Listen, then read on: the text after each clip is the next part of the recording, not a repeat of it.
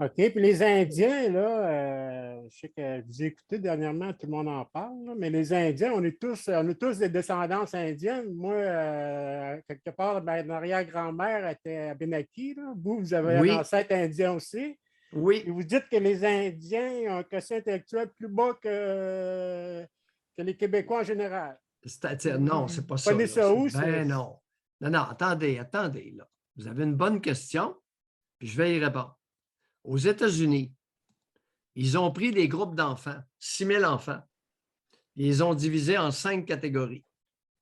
OK? Les Asiatiques, les enfants d'origine asiatique, des Blancs, Latinos, Amérindiens et Noirs. Ils se sont aperçus sur une moyenne de groupes qu'il y avait moins de brillants chez les Autochtones et les Noirs. Il y en a, mais il y en a moins que chez les Asiatiques. Le quotient intellectuel moyen d'un groupe d'enfants de plusieurs centaines est différent d'une ethnie à l'intérieur des 5 groupes que j'ai mentionnés. Un quotient intellectuel, c'est relatif, ça. Là. J'ai déjà passé un test de ça, moi, là, puis ça vaut ce que ça vaut. Ça vaut pas le jugement. Stéphane, Ça vaut pas le jugement de la personne. ben, écoutez, Stéphane, vous avez posé une question, j'ai répondu. OK? Puis le J'argumenterai pas avec vous. cunnilingus, là, Oui, qu'est-ce que vous faites avec l'ammoniac et les champignons? ça, mon ami, vous n'êtes pas obligé de vous mettre l'année là. Correct? Si ça ne vous tente pas, une vulve de femme, vous mettez votre nez ailleurs. Dac? J'ai déjà mis. Pardon? J'ai déjà mis, là. Puis les Ben oui, puis homosexuels, avant, moi, je pense que ça allait dans la prêtrise puis dans les religieuses. la plupart, oui.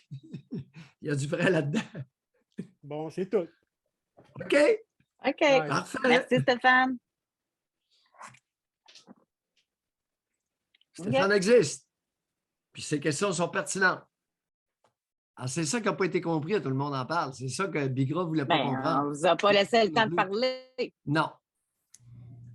Alors, c'est des moyennes de groupe. C'est pas. Puis là, ils sont partis, ils disent ouais, il n'y a pas de monde intelligent chez les Noirs et chez les Autochtones, les Amérindiens. Voyons, je n'ai jamais dit ça. C'est pas ce que les études ont révélé. Voyons. Les études ont révélé c'était que les si tu prends des Asiatiques? groupes d'enfants, ouais. C'est les Asiatiques qui étaient le plus élevés, ça, Oui, dans la moyenne aux de groupe? États-Unis. Alors, c'est une étude américaine faite par une dame du nom de Suzuki. Et les Asiatiques, les Américains ou les Américains d'origine asiatique, leurs enfants, sur une moyenne de groupe, ont un quotient intellectuel moyen plus élevé que les autres, Ouais. les autres enfants de d'autres groupes. Mais Et ça, c'est c'est très encore simple. une Il y a fois. une explication qui est très simple. Pourquoi? Parce que les immigrants qui sont venus d'Asie, les boat people, puis un peu partout, c'était les plus brillants de plusieurs pays qui se sont sauvés aux États-Unis. Donc, leurs enfants vont avoir une moyenne, un quotient intellectuel moyen de groupe plus élevé que les Blancs, les Latinos, les Amérindiens et les Noirs. Mais si on les avait testés, moyenne de groupe des Asiatiques en Asie, moyenne de groupe des Noirs en Haïti ou en Afrique, moyenne de groupe des Blancs nord-américains ou européens, là, les données auraient peut-être changé. Ben mais oui. là, c'est moyenne de groupe aux États-Unis. Maintenant, C'est ça a été fait. Oui, l'explication, on n'a pas eu le temps de l'entendre. c'est que dans les pays qui ont connu la famine, José, lorsque tu prends des groupes d'enfants au hasard et que tu les testes, les résultats sont très bas, beaucoup plus bas qu'aux États-Unis, comme moyenne de groupe. Parce qu'il y a eu famine, il y a eu sous-développement. Vous savez, ce n'est pas pour rien qu'on vous dit d'alimenter les gamins comme du monde. Imaginez-vous donc que c'est pour leurs bras, leurs muscles et le cerveau. Ah, je pensais que c'était de l'air qu'on avait entre les deux oreilles. Oui, il y en a qui ont de l'air entre les deux oreilles. Mais ça ne va pas loin, ça, avec l'air, avec de l'air entre les deux oreilles.